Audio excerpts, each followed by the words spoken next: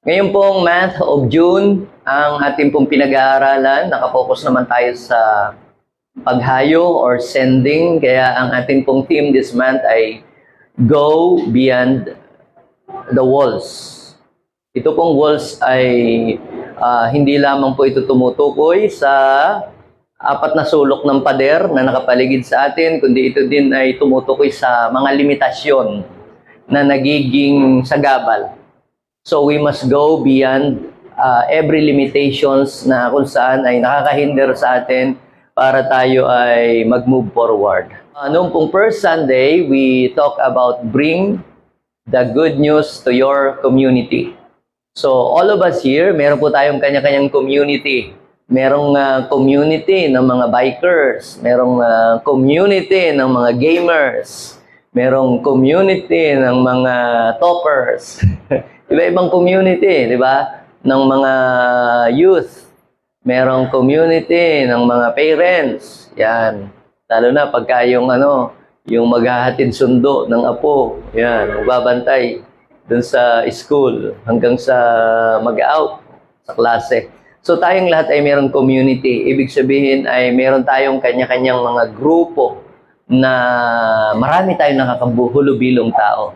Instead na tayo ay magkwento ng mga kung ano-ano mang bagay, ay magkwento na lang tayo ng magandang balita.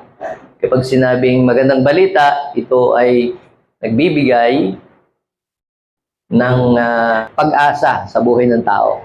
So, last Sunday ay napag-usapan po natin, mga kapatid, na ano ba ang naidududot ng pagdadala ng mabuting balita sa ibang tao. Siyempre, una, ang mga tao po ay sila ay naliligtas kapag dinala natin sa kanilang mabuting balita. And aside from that, ang mga tao ay nakakalaya sila sa gapos at tanikala ng kaaway. Sila ay nare-restore at sila ay nagkakaroon ng kagalakan kasi nalalaman nilang katotohanan at nararanasan po nila ang kapangyarihan ng Diyos sa kanilang buhay. So, ngayon naman pong ikalawang linggo ng ating pong pag-aaral. Ang pamagat naman na aking pong share po ngayon ay get out of your comfort zone. Sabihin mo nga sa iyong katabi, kapatid, kung gusto mong may marating ka pa sa buhay mo, you must get out of your comfort zone. Kapag sinabi po natin mga kapatid na comfort zone, ang comfort zone po ay ito po yung place na kung saan ay ikaw ay secure na, safe ka, komportable ka na, okay ka na dyan. Ito yung lugar kung saan ay bang tama na yan, okay na yan, pwede na to. Ang comfort zone, mga kapatid, ito po ay place. Ikaw ay komportable na. But sometimes, it can hinder us and keep us from experiencing God greater things that He has prepared for us. Ito yung mga pwedeng makahadlang. Yang comfort zone ay pwedeng makahadlang sa iyo para ma-achieve mo yung iyong mga dreams sa buhay. Kumbaga, ito ay pwedeng maging limitasyon mo para hindi mo marating yung tagumpay na ibig ng Diyos na maranasan mo pa sa buhay mo. Kaya sabihin mo nga sa iyong katabi, marami pa na mga dakilang bagay na naghihintay sa iyong harapan.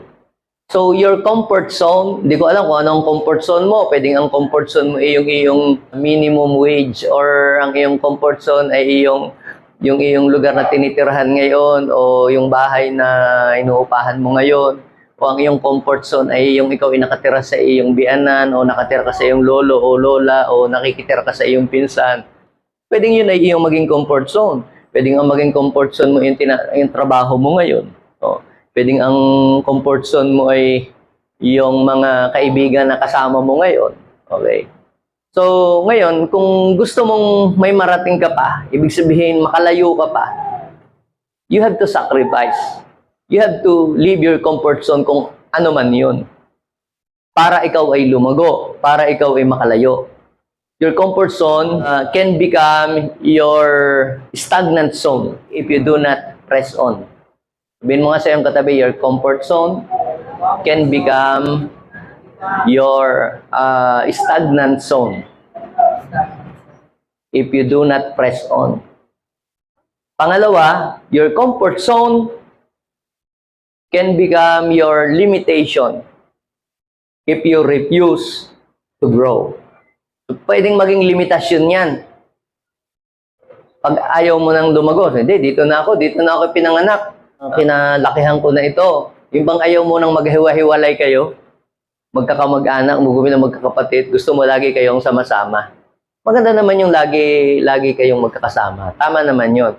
Pero kung gusto mong lumawak pa ang iyong knowledge, gusto mo pang malayo pang iyong marating, kailangan mo talagang iwan yung ganong situation para mag-grow ka. O, para makalayo ka. Kaya sabihin mo nga uli sa iyong katabi, great things are waiting for you in the outside of your comfort zone. O, sabihin mo uli sa kabila naman, great life is waiting for you outside of your comfort zone. Anong gusto niyo? Yung sapat-sapat lang o yung mas matindi pa? Okay na ako dito. Tama na ito. Basta kung may kinakain 3 beses ng araw, okay na. Basta buhay.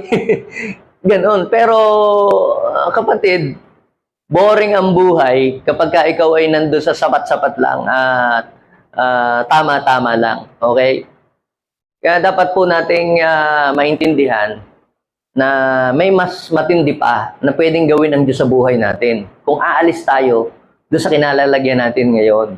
Akala mo, yung kinalalagyan mo ngayon ay napakaganda na.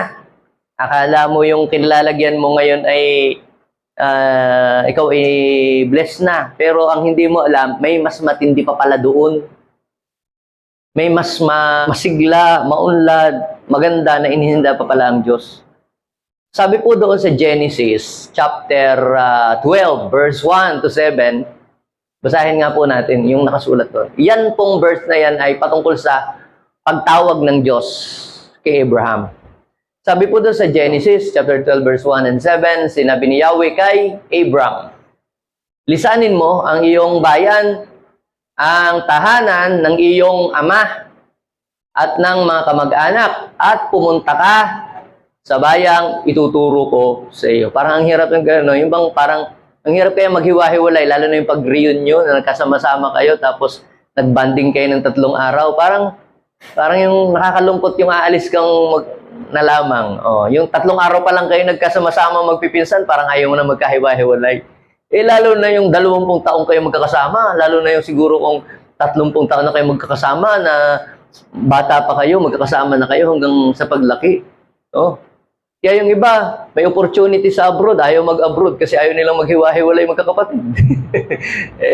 Kaya yung iba, tatanda na lang binata, tumanda ng dalaga, na gano'n na lang walang narating sa buhay. Ngayon, hindi naman po masama na lagi kayong magkakasama, pero part yun ng growth ng paglago ng buhay Maging ang mga disipulo ni Jesus, napapansin niyo po ba?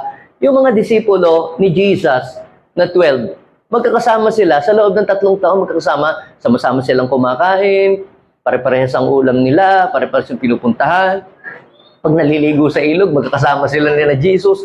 Pero dumating po yung time, kailangan na nilang maghiwa-hiwalay. Kailangan nilang maghiwa-hiwalay. Ibig sabihin, umalis sila sa ganong situation para i-fulfill nila kung ano yung purpose ng Diyos para sa kanilang buhay. Let us read verse 3. Basahin natin yung verse 3. Ang sa iyo ay magpala, ay aking pagpapalain. At ang sa iyo ay sumumpa, ay aking susumpain. Sa pamamagitan mo, lahat ng mga bansa sa daigdig ay aking pagpapalain. Ngayon, sabi ng verse 4, sumunod nga si Abraham sa utos ni Yahweh. Nilisan niya ang Haran noong siya ay 75 taon. Sumama sa kanya si Lot. Sabi po naman ng verse 5, isinama niya ang kanyang asawang ho, hindi aswang asawang si Sarai at si Lot. Sarai, hindi mataray Sarai. Okay? At si Lot na pamangkin niya. dinala niyang lahat ang kanyang mga alipin at mga kayamanang naipon nila sa Haran. Pagkatapos nito ay nagtungo siya sa Kanaan. Pagdating nila roon, sabi ng verse 6, nagtuloy si Abram sa isang banal na lugar sa Shechem, sa malaking puno ng More. Dooy, naroon pa ang mga Kananeyo. Sabi ng verse 7, nagpakita kay Abraham si Yahweh na nagsabi sa kanya, ito ang lupaing ibibigay ko sa iyong lahi. Then, nagtayo si Abraham ng altar para kay Yahweh na nagpakita sa kanya. Okay, may the Lord bless His word this morning. Yan pong binasa ko po sa inyo is a true to life story kung paano ang Diyos ay paano tinawag ng Diyos si Abraham. At kung paano naman ding si Abraham ay tumugon matapos na siya tawagin ng Diyos. Diyan sa verse na binasa ko po sa inyo ay mayroon pong tatlong mahalagang lesson tayong makikita. Number 1 lesson is God cannot use you mightily unless you move out, unless you step out of your comfort zone. Hindi ka magagamit ng Diyos ng ikangay bonggang-bongga, sobra-sobra, kung hindi ka aalis doon sa iyong kinalalagyang lugar. Parang ganito nagagamit ka na naman ng Panginoon Nagagamit ka na ng Lord dito sa loob ng church. Tagapagpunas ng silya, tagapagpatas ng instrument, nagagamit ka na naman ng Panginoon. Pag Sunday, namimigay ka ng mga tinapay ng Diyos, kahit yung iba hindi mo nabibigyan, at least nagagamit ka na rin. Di ba? Pero, yun po, mga kapatid, ay hindi ka pa lubos talagang nagagamit. Parang ganito yung sabon na nasa loob ng kahon, ay di maaamoy mo lang siyang mabangong sabon. Pero hindi mo gagamit yung sabon kung hindi mo ilalabas sa kahon. Pwede mo rin magamit, siguro amoyin mo lang. Pagka medyo nangangasim ng iyong amoy sa iyong katawan, amuyin mo na lang para at least pero yung makakalinis ng katawan, yung magagamit mo sa paglinis, hindi. Unless na yan ay tanggalin mo dun sa loob ng kahon. Do you get the point? Gayon din ikaw. Kung hindi ka aalis sa kinalalagyan mo ngayon, kung hindi ka aalis doon sa lugar kung saan ay komportable ka na, ay hindi ka magagamit ng Diyos sa malawakang paggamit ng Diyos sa buhay mo. Yan. At ang pangalawang lesson na makikita natin, ito, God bless you so much. God will bless you first para ikaw ay maging pagpapala sa iba. So, ang gagawin ng Lord, ganito, i-bless ka muna niya. So, maaaring dati, ang iyong buhay ay down. Dati nun, ang buhay mo, talagang you are in a place of darkness. Kumbaga, ang dami mong pinagdaan ng mga hirap ka sa buhay. Talagang noon, wala kang direksyon. Noon, nasa kadiliman ka. Pero napansin mo, habang ikaw ay nananatili kay Lord at habang ikaw ay nagpapatuloy sa Kanya, unti-unting ibinebless ng Diyos ang iyong buhay. Unti-unting nagliliwanag ang buhay mo at ang daming mga bagay na ipinaparana sa iyong Diyos. Hindi lang blessing, kundi patuloy ka pa niyang binabago. Nire-restore ka at pinalalakas ka ng Panginoon. Ibig sabihin yan, God blesses you so you can become a blessing to others. So, binebless ka ng Diyos. Ang blessing naman, hindi lang yung, yes, marami akong pera, may nagbigay sa akin. Hindi lang yun Yung ikaw ay lumakas, blessing ba yun? Yung ikaw ay naging matatag sa gitna ng mga problema, blessing ba yun? Yung ikaw ay luminaw ang isip at nalaman mo ang tamang direksyon at plano na dapat gawin sa buhay mo, blessing ba yun? Yes, yung luminaw ang iyong pag-iisip at nakita mo ang layunin ng Diyos sa iyong buhay is napakalaking blessing nun. Hindi lang material po ang mga pagpapala. We have to appreciate kung ano yung mga nangyayari sa ating buhay na mga magaganda. So, ibinebless ka ng Panginoon. Dumadaan ka sa mga pagsubok, problema, pero nalalampasan mo. Binibigyan ka ng blessing. Anong blessing? Ng kalakasan, ng katatagan. Blessing yun. So, God bless you so much so that you can become a blessing to other people. Para ikaw maging pagpapala. Siyempre, ganito yan eh. Hindi maniniwala ang ibang tao na totoo yung Diyos na iyong isineshare sa Kanya kung sa iyo mismo hindi nakikita yung ebidensya. Oh. So, ang gagawin ng Panginoon, magpapakita muna siya sa iyo ng mga ebidensya na siya'y nasa sa iyo. Kaya pagka yun ay nararanasan mo, meron ka na ngayong confidence na i-share yung Diyos na iyong pinaniniwalaan. Yun sabi ng Diyos kay Abraham, I will bless you, sabi ng Genesis chapter 12 verse 2, pagpapalain kita. Para ano? Para maging pagpapala ka sa iba. Oh, yun ang ano ng Diyos. Pagpapalain muna kita. Kaya sabihin mo sa iyong katabi, naniniwala ako, pagpapalain ka ng Diyos. Ang tanong ay bakit pagpapalain ka ng Diyos? Kasi ang purpose ng Diyos, pagkatapos mong ikaw ay pagpalain, anong gagawin niya sa iyo? Kasi gagamitin ka niya. Ngayon, kung hindi ka naman niya gagamitin, ba't ka niya pagpapalain? Ang pagpapalain lang ng Diyos, yung mga taong kanyang gagamitin. Para ano? Maging blessing sa iba. At ang pangatlo na lesson na makikita niyo sa verse na binasa po natin, mga kapatid, God rewards those who faithfully obey. Pinagpapala at binibigyan pala ng Diyos ng gantimpala. Gantimpala. O, sa mga masuwayin at hindi tapat, ganting palo. Pero sa mga sumusunod ng tapat sa Diyos, kahit minsan ay mahirap yung pinapagawa ng Panginoon, o minsan very uncomfortable yung pinapagawa ng Lord. Bakit ka kalapot ay hahayo po? Ako naman nagbibigay na kay Lord, nag-o-offering na ako pag linggo. Tama na yun. Ba't kailangan ko pang lumabas? Mainit. No, di ba? At kapupunta pa doon sa mga outreach na ganyan. So, you are moving out of your comfort zone. Okay.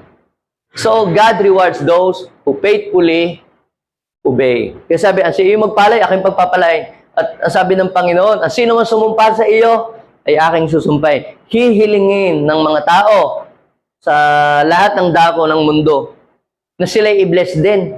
Katulad mong, katulad mong pinagpala. Basahin po natin yung Genesis chapter 15. Anong sabi ng Genesis chapter 15? Verse 1. Sabi, basahin. Sinabi sa kanya ni Yahweh, Abram, huwag kang matakot. Sabihin mo sa iyong katabi, huwag kang matakot. Kasi ganito yan. Minsan, nakakatakot talagang umalis sa comfort zone. Paano? Halimbawa, nakatira ka sa iyong mga magulang ng 10 taon. Doon na ka na lumaki. Pati yung iyong anak doon na din lumaki. Siyempre, libre na ang pagkain. Lahat ng pati tubig, libre, wala kang babayaran.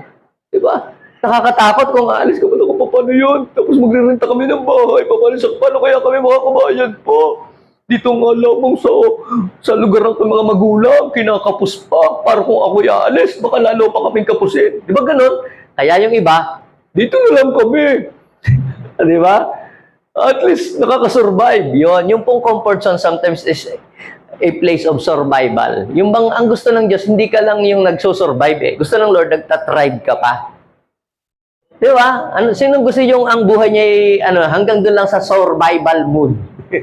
Ano yung survival mode? Yung bang nakakaraos, di ba? Sapat-sapat lang, tama lang. Kaya lang, pang-iyo lang yun eh. Pang-iyo lang yun. Gusto mong tumulong sa apo, pamangkin, hindi ka makatulong. Gusto mo magpaaral ng apo, ng mga anak, at parang hindi mo na magawa. Ito lang kasi tayo eh, ganito lang kasi tayo. Ngayon po, mga kapatid, ay meron pong sakripisyo kang gagawin para makaalis ka doon sa mga sa sapat-sapat, sa tama lang. Kinakailangan mong humakbang at umalis ka doon. Sabi ng Panginoon kay Abram, huwag kang matakot. Sabihin mo siyang katabi, huwag kang matakot. Kung may pangungusap sa iyo na bumukod ka, huwag kang matakot.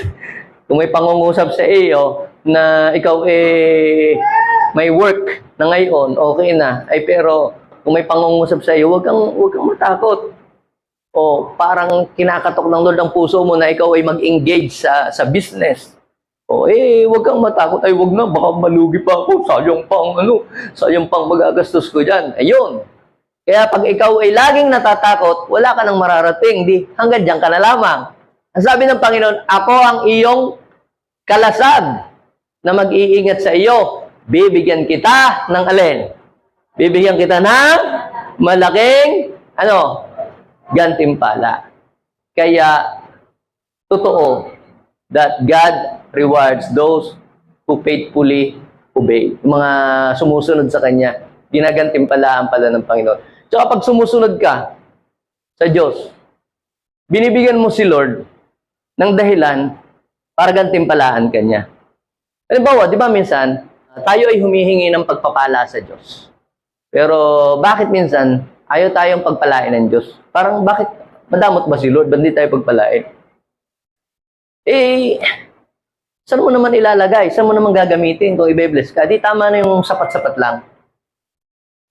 Ngayon, kung ikaw ay halimbawa ay magpapagamit ka, ang iyong layunin is you want to bless other people. You want to help the work of God. Dahil yun ang gusto mong gawin. Gusto mong makatulong sa ibang tao. Gusto mong makapag-serve sa iba.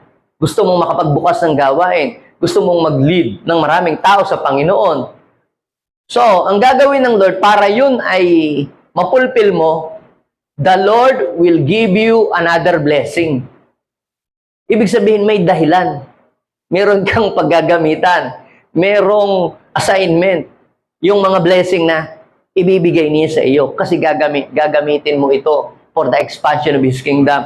Gagamitin mo ito to help other people.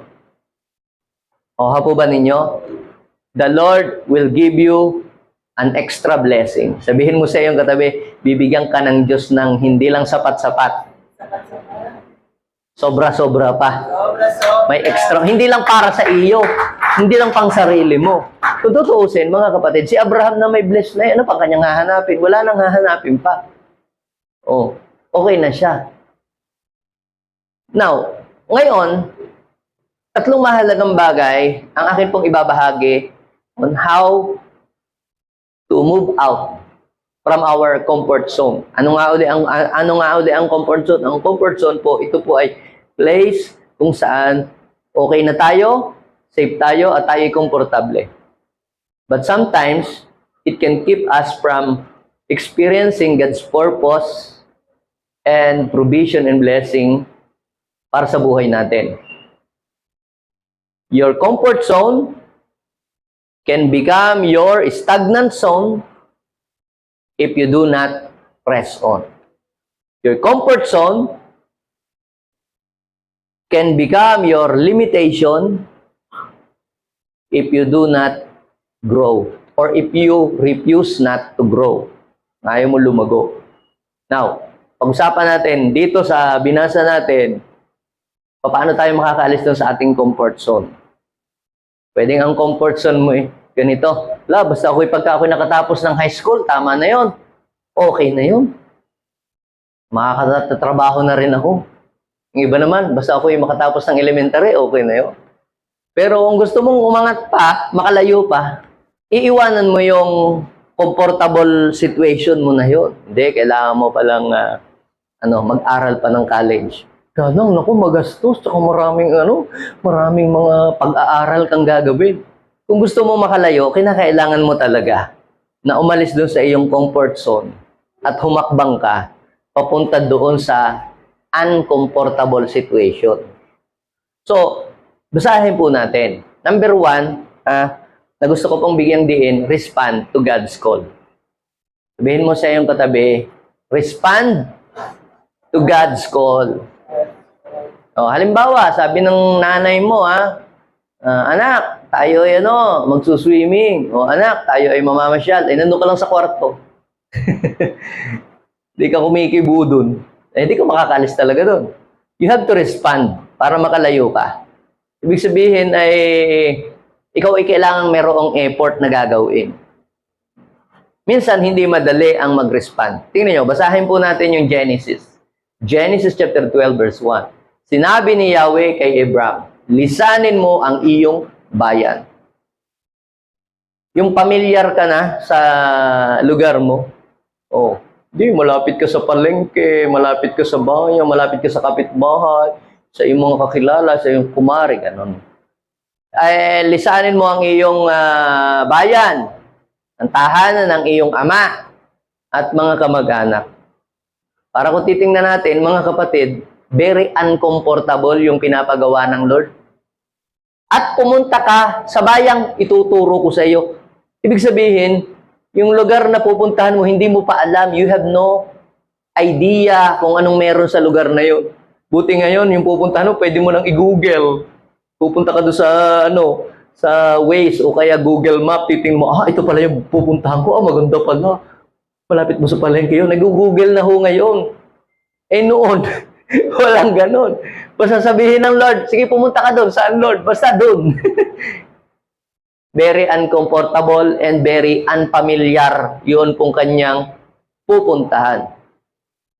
Pero dahil ito ay may tawag ang Diyos sa kanya, dahil ang Diyos ang tumawag sa kanya. Siguro kung ang tumawag lang ay tao, o kaya, halimbawa, sabi lang ni Bishop, pwede na ako magdahilan. Bishop, ibang awang dalhin nyo doon. O kaya kailangan pumunta doon sa Pangasinan. Dito na lang ako. Alam nyo po, pwede tayong magdahilan. Kung tao ang kung halimbawa tumawag sa atin o nagpapagawa sa atin, tao lang din. Pwede kang mag-reason. Pwede ka nang mag-alibay. Mag-isip ka na lang ng kung anong pwede mong idahilan. Pero kapag ang Diyos ang tumawag sa iyo, I am telling you, ang tumawag sa iyo ay hari ng mga hari, Panginoon ng Panginoon, Diyos ng mga Diyos, na may-ari ng langit at lupa. At pag ikaw ay tumugon, nag-respond doon sa pagtawag ng Diyos sa iyo, mga kapatid, hindi ka nawalan. Sabihin mo sa iyong katabi, pag ikaw ay tumugon, nag-respond, hindi mo kawalan. Isang napakalaking blessing para sa iyo ang mabubuksan para sa iyo. Kung tinanggihan mo ang tawag ng Diyos, hindi lamang yung tawag ng Diyos ang tinanggihan mo. Tinanggihan mo din yung mga dakilang bagay na pwedeng gawin sa iyo ng Diyos. Right after na ikaw ay mag-respond sa Kanya. At tandaan mo, hindi mo pwedeng takutin si Lord. Na, hindi ako. I'm not available. Iba na lang. So, yung inilaan ng Diyos na dapat ay para sa iyo, pwedeng ilipat ng Diyos sa iba. Kanino? Doon sa mga tumutugon. Doon sa kanyang pagtawag. Si Abraham ay pwede siyang tumanggi. Dahil, matanda na siya . Senyor, lampas na pagka-senyor, 75 years old. At pag ikay 75 years old, marami ka ng mga nararamdaman sa mga tuhod mo, sa mga likod-likod mo. Dati noon ang dala mo gadget sa iyong pocket. Dati noon ang dala mo ay mga laptop. Ngayon, pag magta-travel ka, Epicacent oil, Vicks Vapor Rub, Tiger Balm. Ako na, pagpapasok ka sa mga aircon at mga mamalalig lugar, nakaw. Si Abraham po, mga kapatid, ay marami ng mga dahilan, marami ng pwedeng maging dahilan dahil may edad na. Pero dahil sa tawag ng Diyos, siya pa rin po ay sumunod. Kahit very uncomfortable para sa kanya, sumunod pa rin po siya. Ngayon, gayon din naman. Bakit tinawag ng Diyos si Abraham? Para Para yung pananampalataya na natutunan niya sa Panginoon, yung kanyang pananampalataya ay maibahagi niya doon sa mga taong pupuntahan niya sa lugar kung saan man siya nandoon. Actually, mga kapatid, yung pananampalataya kay God, siyang nagpakalat nun. Siyang nag-spread nun. Dahil, kung titingnan nyo sa Biblia, hindi naman basta-basta nagpapakilala ang Diyos sa lahat ng tao kung kani-kanino. Ilan lang nagpapakilala sa mga ilan-ilang mga tao. At isa siya sa mga pinagpapakilalahan ng Diyos. Siyempre, si Abraham, pinakilala niya doon sa community niya. Pinakilala niya kay Isaac si God, yung pananampalataya niya kay God. Pinakilala naman sa kay Jacob, sa kanyang mga apo, at sa lahat ng mga tao sa kanyang surroundings. Pinakilala ni Abraham na siya ay nananampalataya at sumasamba kay Yahweh. Try to imagine that. Yung impact ng kanyang buhay. Nung siya'y pumunta doon sa lugar na ang mga tao hindi nananampalataya sa Diyos, naniniwala sila sa mga Diyos-Diyosan, yung mga pagan gods, yung pinaniniwalaan nila. Pero nung si Abraham ay pumunta doon, nabago lahat ng kanilang pananampalataya at yung mga tao natuto ding manampalataya sa Diyos. Kung hindi si Abraham pumunta doon sa pinapupuntahang lugar ng Diyos, di yung mga taong naando sa lugar na hindi napuntahan ay hindi din makakakilala sa Diyos at hindi rin matututong sumampalataya sa Diyos. Now, what's the point? Gayon din po tayo. Tayo noong makilala natin ang Panginoon, pinatawad tayo, nilinis tayo ng Diyos sa ating mga kasalanan, at tayo ay naligtas. Ligtas na tayo, pupunta na tayo sa langit. Oh, okay na tayo, pupunta na tayo lahat sa langit. Ang pinatawad na tayo ni Lord, ano pa gagawin natin? Pero dahil tayo ay ligtas na, hindi tayo mag-i-stop doon. How about other people? How about your pinsan or your other friends? Very uncomfortable. Pupuntahan ko pa sila. Huwag na lang, bahala na sila sa buhay nila. Ba't ko pa sila iimbitahan sa church? O kaya ba't pa ako mag-o-open ng small group para tawagin sila? Huwag na nga, nakakatamad. Very uncomfortable. Pero si Abraham, very uncomfortable para sa kanya ang umalis sa kanila. Tapos pupunta ka pa doon sa lugar na hindi naman aircon. Sa lugar na wala ka pa namang kakilala. Pero pumunta dahil saan? Nag-respond siya sa tawag ng Diyos. Kaya sabihin mo sa iyong katabi, gusto mo na may marating ka pa sa buhay, you have to respond to the call of God. At dapat mong maintindihan, pag ang Diyos ang tumawag sa iyo, hindi ka papabayaan ng Diyos na tumawag sa iyo. Kaya sabi ng Panginoon sa kanya, ano ba? Sabi ng Diyos sa kanya, uprotektahan kita. Iingatan kita. Yun ang sabi ng Panginoon. So respond. Just respond. At kapag ikaw ay nag-respond, doon sa call ni Lord, doon mabubuksan sa iyo ang pintuan ng mga pabor, pintuan ng mga himala, pintuan ng mga matitinding provision na inilaan ng Diyos. Yan, minsan gusto natin ng provision, gusto natin ng favor ni Lord, pero ayaw nating tumugon. Matagal na tayong tinatawag ng Diyos, matagal na mayroong ipinapagawa sa atin ng Panginoon. Alam natin yan, pero ayaw naman natin gawin. Pag ikaw ay nag-respond, nibigyan mo ang Diyos ng dahilan para i-bless niya ang buhay mo. Amen? Tumugon ka! At pagtugon mo, may dahilan si Lord para pagpalain ka. Kahit hindi ka humihingi, kahit hindi ka nagpe-pray, tandaan mo, magugulat ka na lamang, ang mga blessing ay kusang pupunta sa iyo. Dahil yung iyong pagtugon, yun yung magiging parang magnet para yung mga blessing ay ma-attract mo para pumunta sa iyo. Amen? Kung ikaw, hindi ka nagre-respond, yun kayang blessing, pag tinawag mo, magre-respond. Hindi ba't di nagre-respond yung blessing? Bakit ganun? Parang ang blessing ini-snub ako ng blessing. Ba't sa kanya pumupunta lagi? Ba't lagi siyang bless? Baka tingnan mo, baka naman siya natugon sa ipinapagawa ng Diyos. Baka naman may ipinapagawa ang Lord ginagawa niya. Kaya pag ikaw ay nag-respond, yung blessing, magre-respond din yun. Amen? Kaya sabihin mo sa iyong katabi uli, respond to the call of God. Kung may ipinapagawa sa iyo ang Panginoon, di gawin mo lang. Kaya sabi ni Nathan kay David. Kasi si David gusto niyang magpatayo ng templo dati. Sabi niya, ang ganda ng aking katayuan dito. Kumbaga, very comfortable siya. Kaya lamang, yung Ark of the Covenant, nandun lang sa labas. Tinawag niya si Nathan. Parang gusto kong mag-build ng temple. Parang sa ating panahon, parang gusto kong magpatayo ng church para kay Lord. Sabi ni King David. Sabi naman ni Nathan, Prophet Nathan, gawin mo ang inaakala mong mabuti at sasamahan ka ng Diyos. Sabihin mo nga ulit sa iyong katabi, gawin mo ang inaakala mong mabuti at sasamahan ka ng Diyos. Now, pangalawa, you have to believe on what God says. Manampalataya ka doon saan? sa mga sinabi ng Diyos. Ano ba sinabi ng Diyos kay Abraham? Ano ang sinabi ng Diyos kay Abraham? Pagpapalain kita. Basahin natin yung Genesis. Genesis chapter 12, verse 2 and 3. Pararamihin ko ang iyong mga anak at apo at gagawin ko silang isang malaking bansa. Kumbaga, sinasabi na ng Panginoon, hindi pa ito nangyayari ha. Hindi pa nakikita ni Abraham. Sinasabi pa lang ng Diyos kung ano yung mangyayari sa kanyang hinaharap, sa kanyang mga anak, magkakaanak siya. Baog kasi po si Sarah.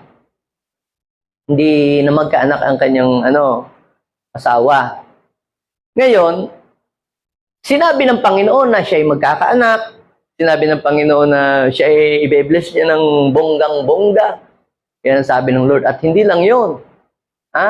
Gagawin pa kitang tanyag sa buong daigdig. Parang magiging kayong isang malaking bansa. Paano naman kami maging isang bansa? Dalawa lang kami mag-asawa, tapos baog pa, hindi pa magkaanak, tapos may edad na kami. Paano kami magiging isang malaking bansa? Pero dahil ang nagsasalita sa kanya ay hindi naman politiko, ang nagsasalita kay Abraham ay hindi naman yung nangungutang sa Bombay. Ano ba yung nangungutang sa Bombay? Bayadan kita, katapusan. Ganon, di ba? Pero, hindi naman tinutupad. Ang nagsasalita sa kanya hindi tao. Ang nagsasalita sa kanya ay Diyos. At kapag ang Diyos ang nagsabi, hindi siya nagbibiro. Tututuhanin niya yung kanyang sinalita. Ang sabi ng Ezekiel chapter 12 verse 28, whatever I say will be fulfilled. Ibig sabihin, kung ano ang kanyang sinabi, ginagawa niya. Dahil siya ay Diyos, kailangan niyang tukdin ang kanyang sinabi. Dahil, pag hindi niya ginawa yon, hindi siya Diyos. Kasi hindi niya tinutupad ang kanyang sinabi. Kaya naniwala si Abraham na yung sinabi ng Diyos, totoo yun. Hindi joke. Hindi siya ginugood time lang ni God. Totoo talaga yun. Kaya po siya ay nag-respond. Kaya siya po ay umalis doon sa comfort zone. Hindi, baka biro lang yun. Baka sabi lang siguro ni Lord. Pero dahil sure siya na kapag ang Diyos ay nagsalita, ay hindi biro, kundi kanyang gagawin.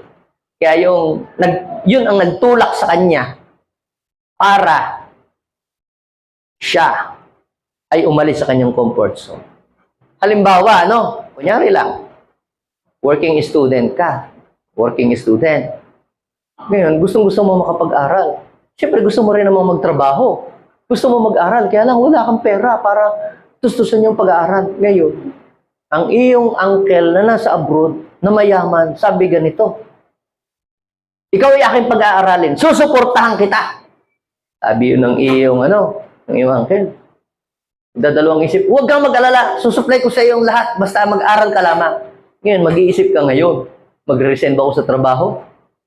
Ngayon, kung ikaw ay naniniwala doon sa sinasabi ng iyong tito na pag-aaralin ka, iiwanan mo yung iyong trabaho at mag-aaral ka. Dahil naniniwala ka doon sa kanyang sinabi na ikaw ay kanyang susuportahan. Gets nyo po ba yon?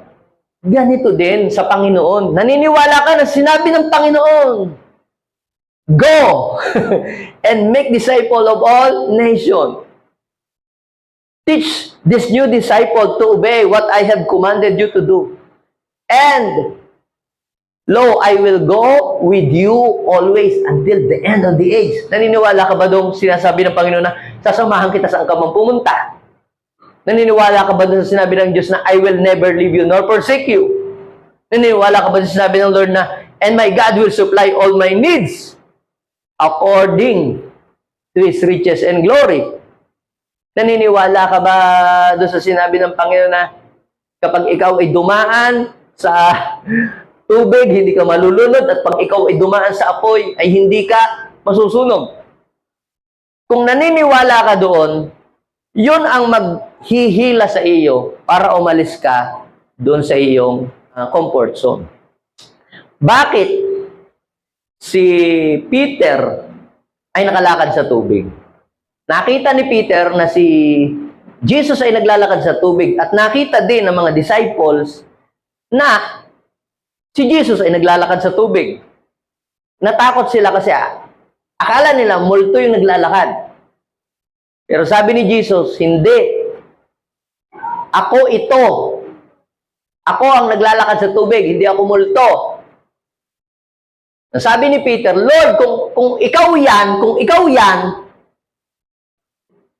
pwede ba akong pumunta diyan? Sabi ni Jesus, sige, pumunta ka dito. Dahil, ang nagsabi na pumunta ka dito ay si Jesus.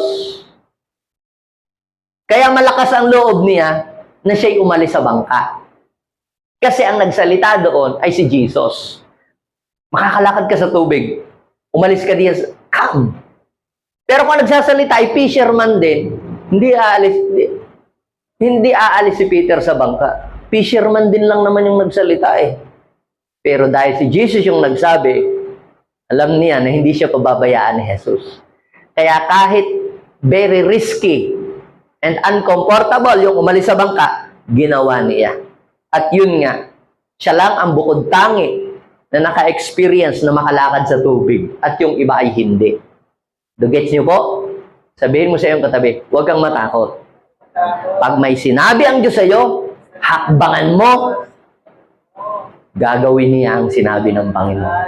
Amen? Sabihin mo sa iyong katabi, maniwala ka sa sinabi ng Diyos.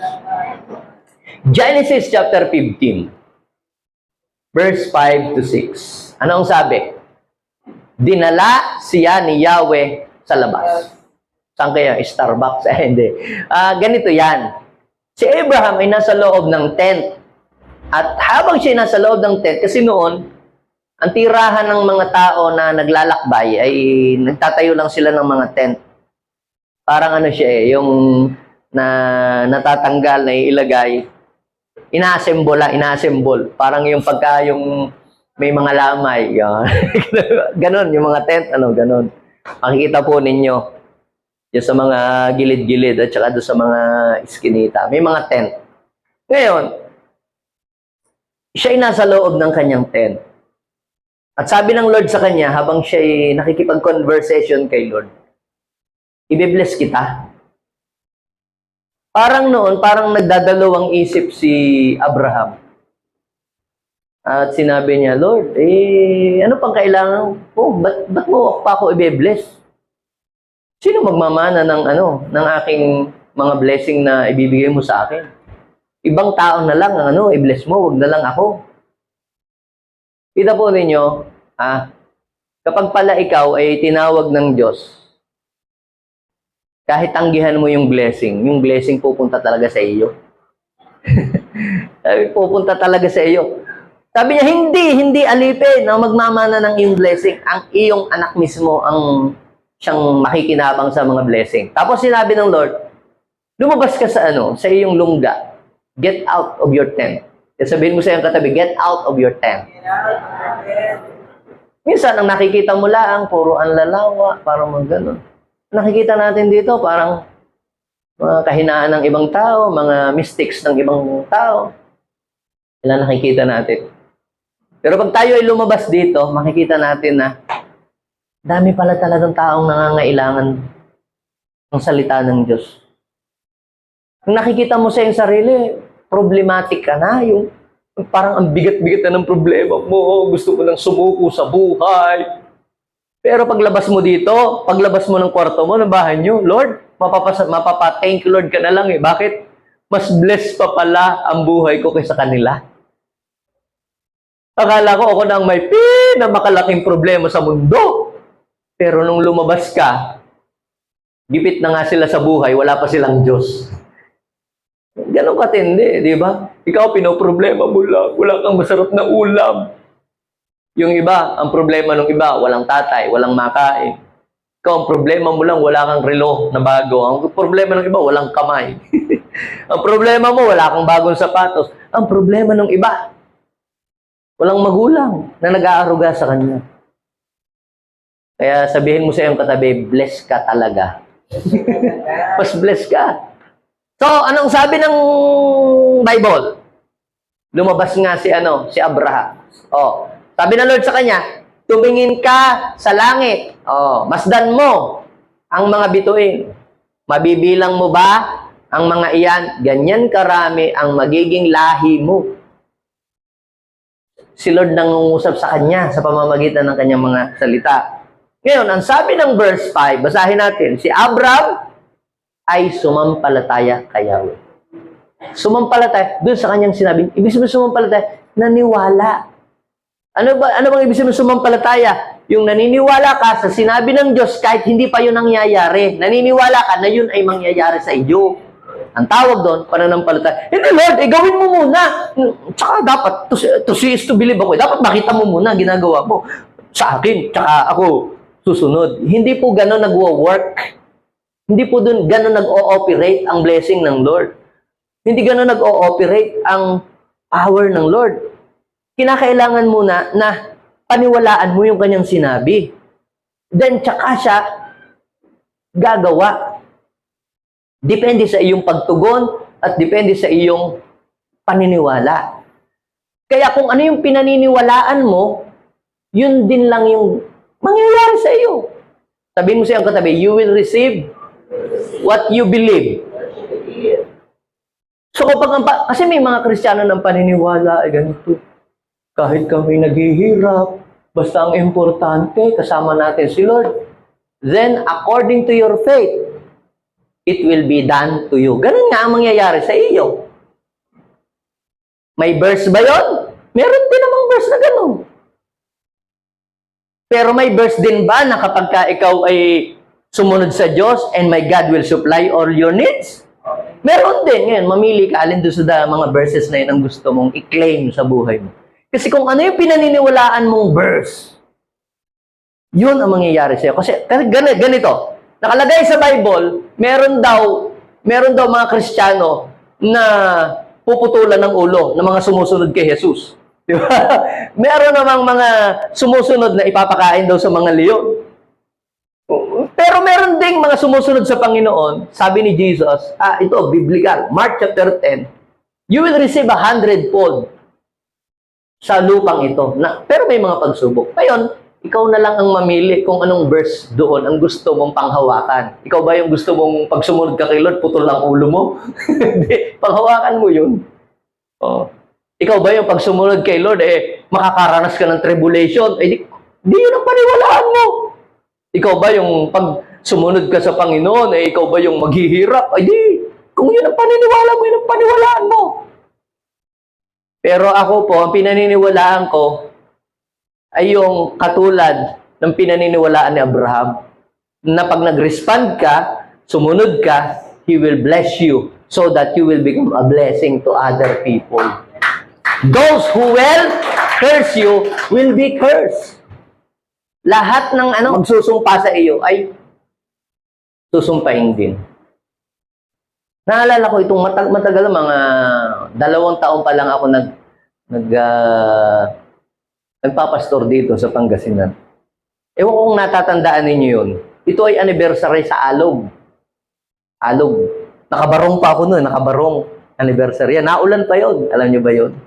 Parang nandun na yata kayo noon na yung colorful pa ang mga barong ko noon. May pink, may pula, gano'n. Hindi alam nung iba, kinukwento ko lang. Tapos, haba po ako'y nangangaral, bigla pong may lasing na pumunta doon at nag-PUTA. Pero, nagmumura siya sa akin sa Pangasinan. Ako naman, hindi ko iniintindi. Hindi ko naman naiintindihan yung kanya sinasabi. Pero sabi ng mga pinagmumura kayo ng lasing. Tapos, sinaway nung isang lalaki doon. After 2 weeks, sabi ni Pastor Jesh, Pastor, alam mo ba yung nagmura-mura sa iyo sa Pangasinan, kinuha na nila. Bigla daw inatake, biglang binawian ng buhay. Bigla akong parang kinilabutan, parang ako natakot. Sabi ko, Lord, sana hindi na lang siya kinuha. Paano kung sa impyerno pa napunta yun?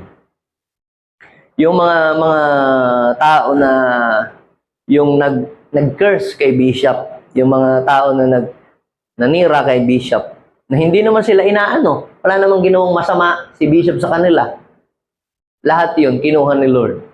Yung iba na stroke, yung iba na baril sa ulo, yung iba napahamak. Ano pong ibig sabihin? Hindi tayo masaya na, yan, buti nga sa'yo, karma. Hindi ganun eh. Ang nakita ko doon, pinatutunayan ng Lord na totoo yung kanyang sinabi. Yung sabi ng Lord, touch not my anointed. Sabihin mo sa iyong katabi, you are anointed. Pag sumunod ka kay Lord, yung protection ng Diyos ay nasa iyo, kaya pag tayo, ang calling natin, we have the Abrahamic calling. Kaya sabihin nga natin, I am a blessing. I am anointed. I am a deliverer. I am a good follower. I don't destroy, I build. So ang calling ng JA1, hindi lang ito ni Bishop. Basta't ikaw ay JA1, our calling verse, ibig sabihin ito ang pinanghahawakan natin sa buong buhay natin, yung calling ni Abraham. Ano yon? Genesis 12, verse 1 to 4 hanggang 7. Ano yon? Anong blessing yon? I will bless you so that you will become a blessing to others. And I will curse those people who will curse you. I will make your name great. Oh, gagawin ka daw sikat ni Lord o kilala. At hindi lang yon, hihilingin ng mga tao na sana'y sila'y i-bless din kapares mo. Sana maging kagaya ako ni David. Bless ang buhay niya. Sana maging kagaya ako ni Pastor Sheila, Pastor Om. Sana maging kagaya ako ni Victor. Di ba, hihilingin ng mga tao na sana'y maging kagaya mo din sila na pinagpala ng Diyos. Kaya sabihin mo sa iyong katabi, maghintay-hintay ka lang. At kasunod ka na sa pagpapalain ng Diyos. Dahil ang plano ng Lord, hindi ka lang maging attendee dito sa JA1. Plano din ng Diyos ay gagamitin ka niyang maging pagpapala sa iba. O, palapakan natin si Lord. Ay, ang tanong, ikaw ba na may naniniwala? Sabi lang siguro ni Pastor yan, para kami lumakas ang loob. Hindi. Ito po sinasabi ko sa inyo, ay truth. Okay? Ngayon, nasa sa iyo, kung paniniwalaan mo yung Genesis 12, i-claim mo sa buhay mo, hindi, para lang siguro kay Abraham yun. Hindi. Hindi naman tayo Hudyo, Pastor. Yes. Pero ang sabi ng Biblia, lahat ng nanampalataya kay Jesus, tayong lahat ay mayroong blessing. You have Abrahamic blessing. Okay? So, ang pangatlo ay ito. Kailangan natin to leave our comfort zone is, natin, number 1, respond to the call of God. Dalawa ay believe on what God says. At ang pangatlo, walk by faith. Yung iba po ay mali ang pagkaintindi sa salitang living by faith, walk by faith. Akala, alam mo ako naman kasi living by faith lang. Yung paniniwala ng iba, pag sinabing living by faith, yung hirap sa buhay, walang-wala, umaasa lang, kung sinong magbibigay. Yun ang pagkaintindi nila sa living by faith. Alam mo naman, ang buhay ko, living by faith. Kasi kung ikaw ay living by faith, marami ka dapat testimony ng healing, ng blessing, ng provision. If you are living by faith. Pag sinabi nating walk or living or walk by faith, ikaw ay humahakbang ayon dun sa sinabi ng Diyos kahit hindi mo pa nakikita o naiintindihan masyado kung ano yung ipinapagawa sa iyo, pero hinahakbangan mo na. Mahakbang ka. Parang ganito, halimbawa, pag kayo po ba ay magninegosyo, sigurado bang ikaw ay may kita na pag nag-business ka? Wala pa naman, di ba? O, malakas lang talagang loob mo, naniniwala ka, kikita ka. Pero hindi mo pa naman nakikita yung income. Yung mga projection pa lang na nasa memory mo yun. Hindi mo pa nakikita, nasa isip mo pa lang. Hindi kikita ko, parang nag-a-analyze ka pa lang. Ito, bibentahan ko. Pag nakabenta ako, magagato. Pero nasaan lahat yun? Wala pa. Nananampalataya ka kasi hindi mo pa nakikita ka. Yung mga hindi nananampalataya, uglok, baka malugi, crisis pa naman ngayon. Tsaka ang daming nagsasarang negosyo. Huwag na lang mag-business. Yun po, mga kapatid, ibig sabihin, ay hindi ka humakbang. Eh, paano kung malugi? Nakahigit ka pa rin doon sa mga hindi humakbang. At least, you learn a lot. Meron ka ng learning. Isipin mo, kung nalugi ka man ngayon sa una mong paghakbang ilugi ka, tuition fee mo yun. Learning yun. Wala namang nagtagumpay na hindi mo na dumaan sa pagkatalo eh. Kahit naman si Manny Pacquiao tumumba din. Pero dahil nga siya ay pursigido, siya ay patuloy na humahakbang, yung mga kasunod na hakbang niya, panalo na siya. Gayon din po, mga kapatid. Kapag sinabi natin, walk by faith, ikaw ay humahakbang ayon dun sa sinabi o dun sa instruction ng Diyos. Hindi mo pa nakikita kung ano yung mangyayari, pero naniniwala ka may magandang mangyayari. What is the difference between fear at saka belief? Alam niyo po, yung faith and fear ay magkaparehas lang. Magka-contrast nga lang. Pero parehas po silang belief. Ang fear is a belief. Ang faith also is a belief.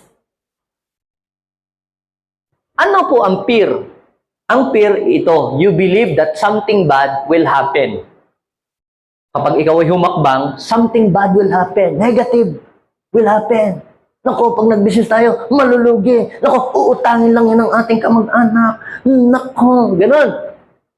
Yung laging naniniwala ka, pero ang pinaniniwalaan mo, puro mga masasama. Nako, mag-aaral ka sa Baguio. Nako, magbo-boyfriend ka lang. Yung parang, wala pa, hindi pa nangyayari, pero ang paniniwala mo, negative agad. Mag-aaral ka ng college. Naku, after first sem, hihinto ka lang. Wala pa nangyayari. Di pa nga nagsisimula. Pero, ang paniniwala mo na, negative na agad. Masama agad ang mangyayari. Pero wala pa nangyayari. Ang tawag ko doon, fear. Because you are driven by fear. Belief yun, pero you believe that something bad will happen. That is fear. Ano naman yung faith?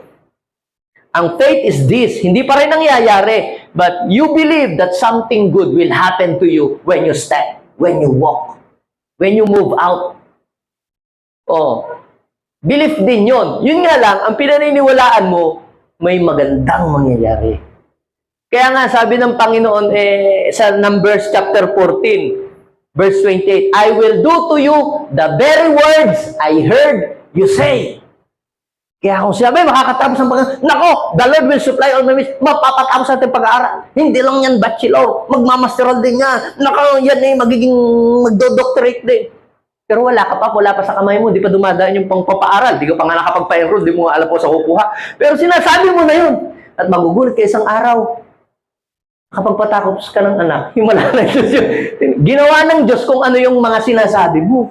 Pero lagi mo sabi, naku, puro negative. Wala. Yun na nga. Dahil I will do to you the very words I heard you say. Kaya kami, lagi kaming sabi, meron yan, magkakameron. Para lang pananampalataya ng mga Pangasinan.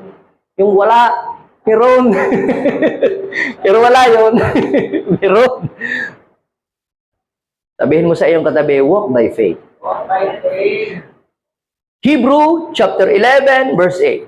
Dahil sa pananampalataya sa Diyos, sumunod si Abraham nang siya'y utusan ng Diyos upang pumunta sa isang lupaing ipinangako sa kanya.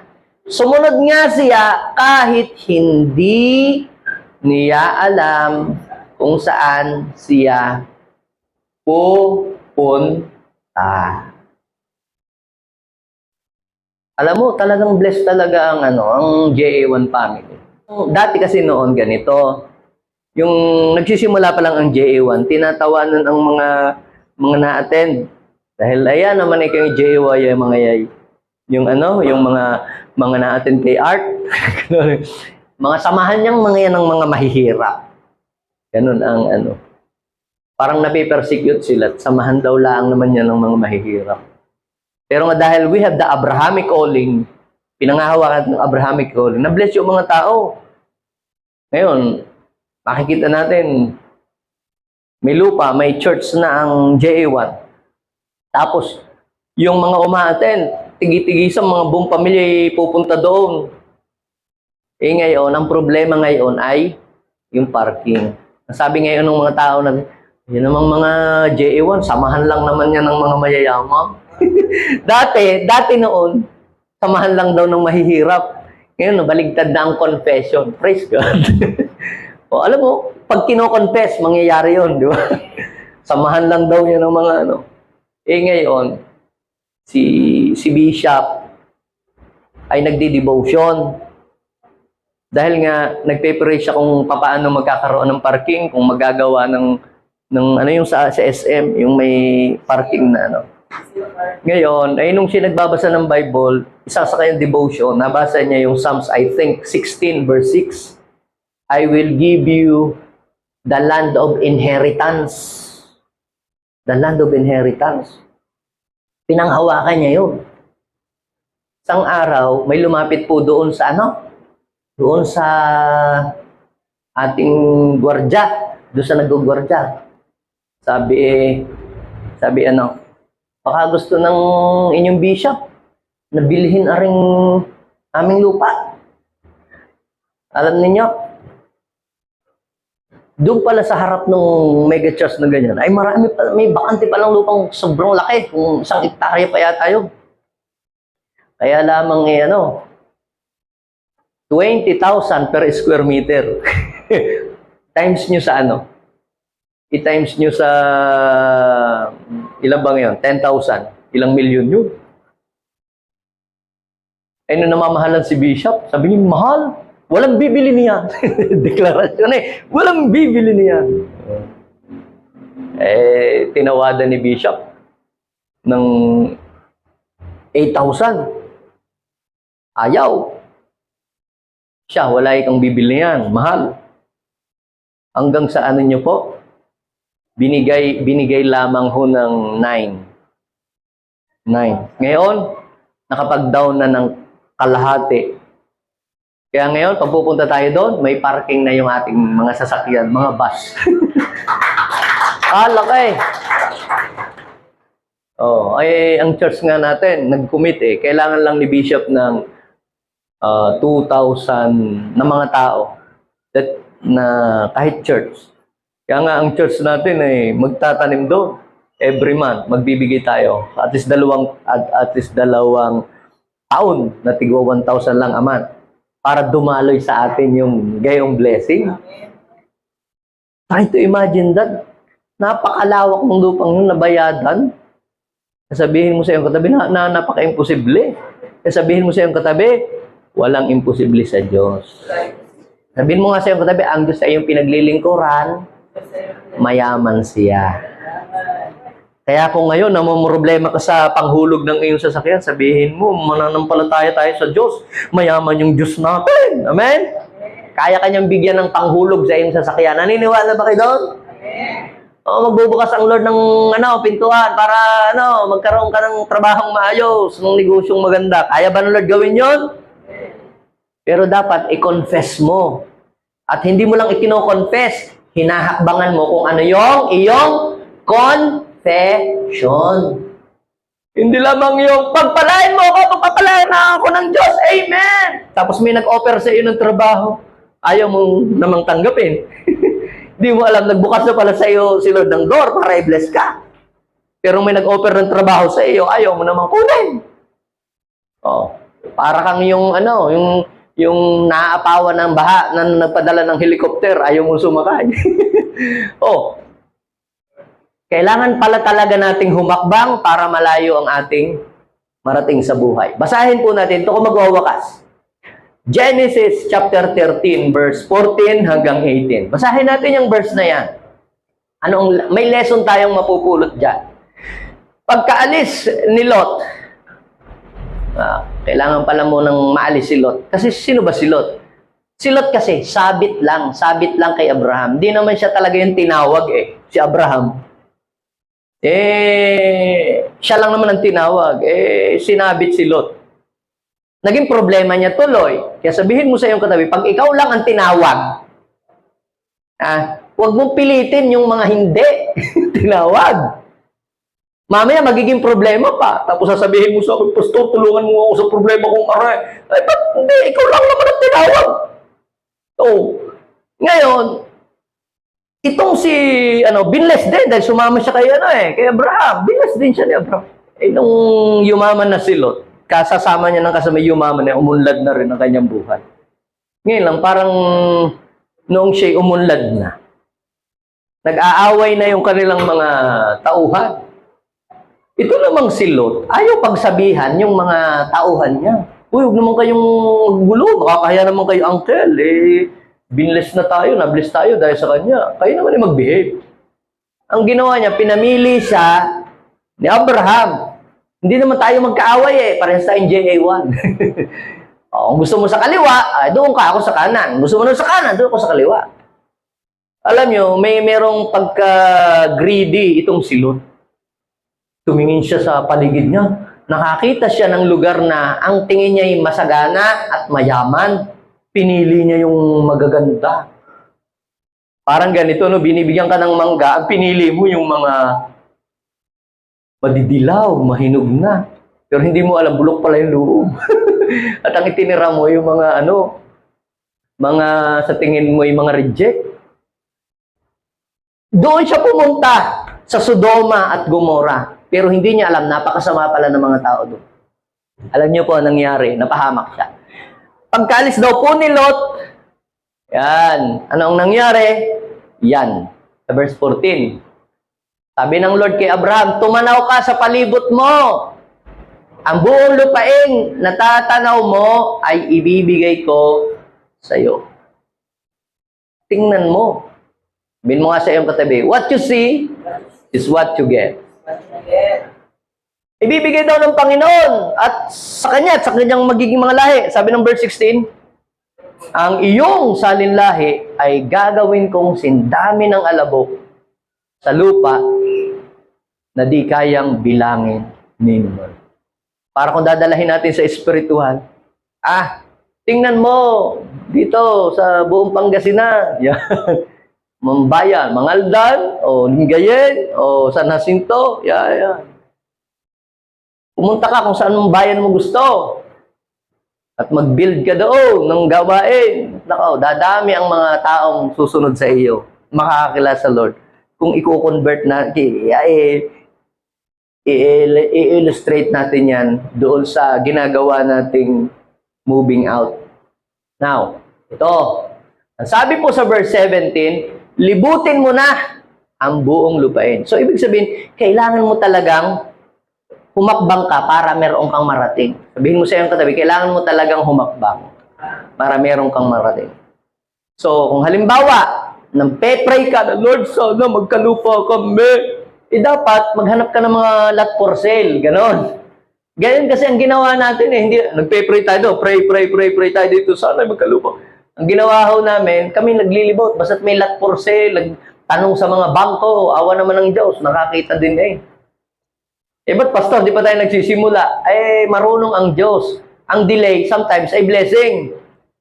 Kung sinimula na agad natin nun ngayon, di lubog na yung ating pinatayong building. Bakit? Nagtaas ang karsada, garnito kataas ang karsada.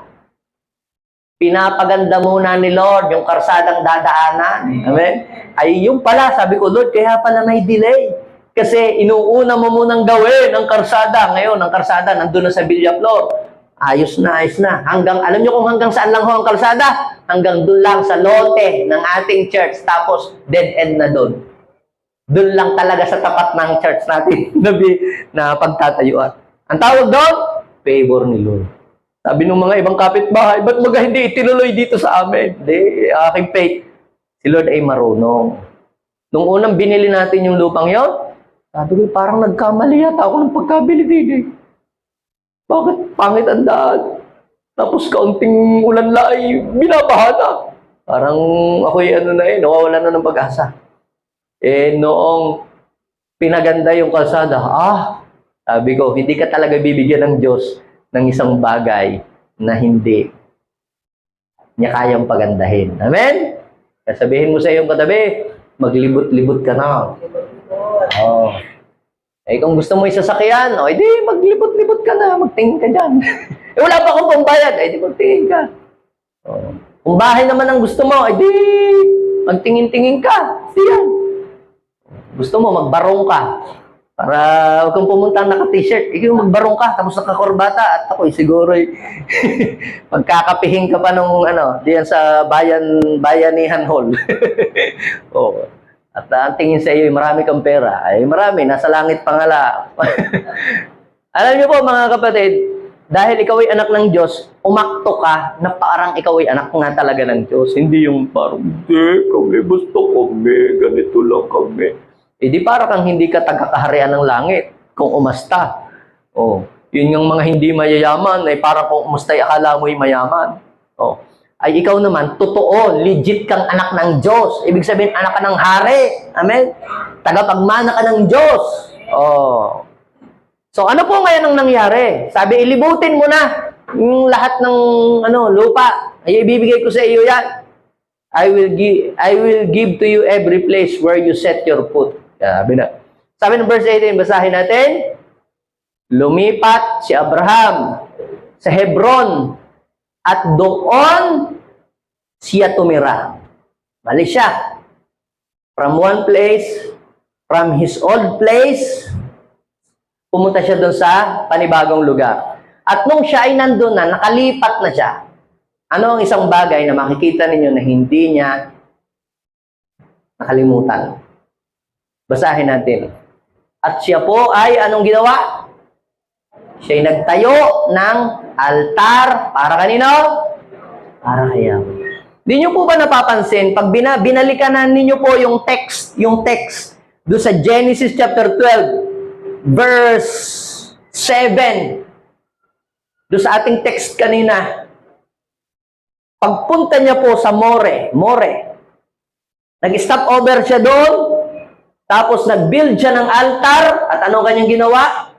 Siya ay sumamba sa Panginoon. Sumamba siya sa Panginoon. Nagtayo siya ng altar para sa Diyos na nagpakita sa kanya. Tapos nung siya naman ay mapapunta doon sa Mamre, ganun din ang nangyari.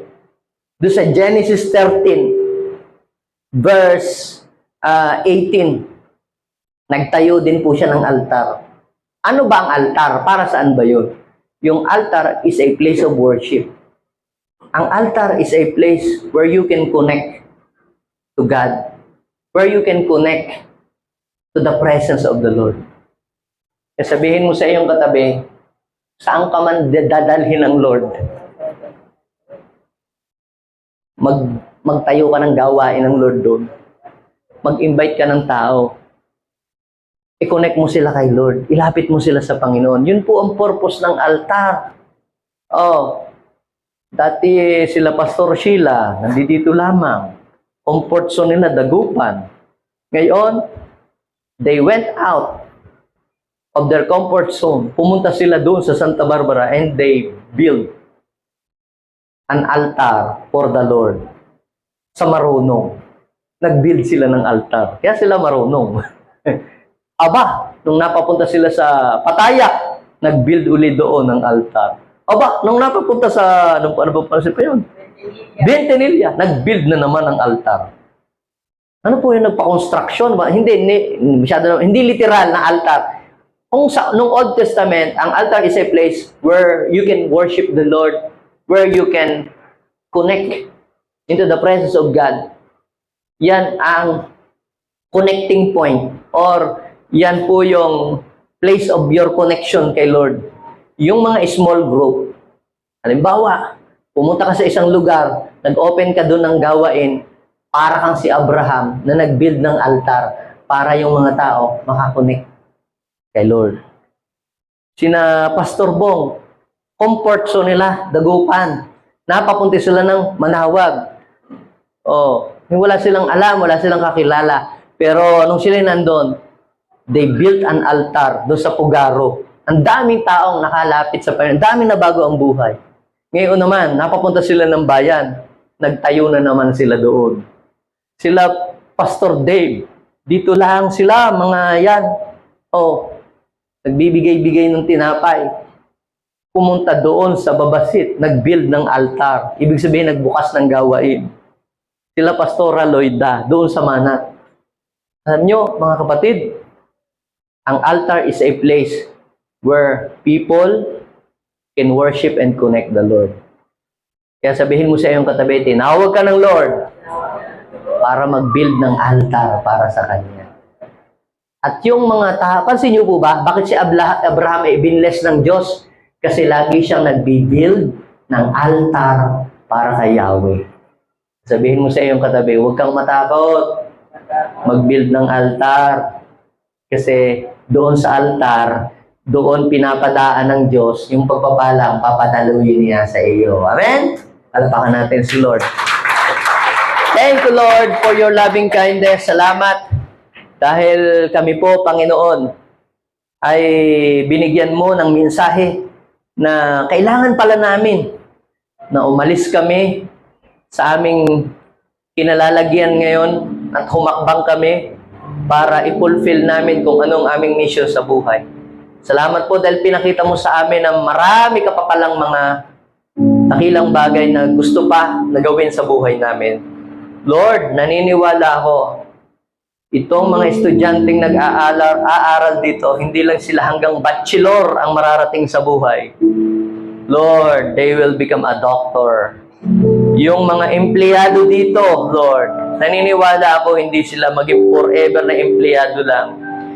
Sila ay magbi-build ng mga malalaking mga negosyo. Lord, naniniwala ako, Panginoon, ang mga dumadalo dito ay hindi hanggang commute lamang, pagdadalo sa linggo. Darating ang araw, sila'y magdadrive at sasakay sa kanilang mga sariling sasakyan.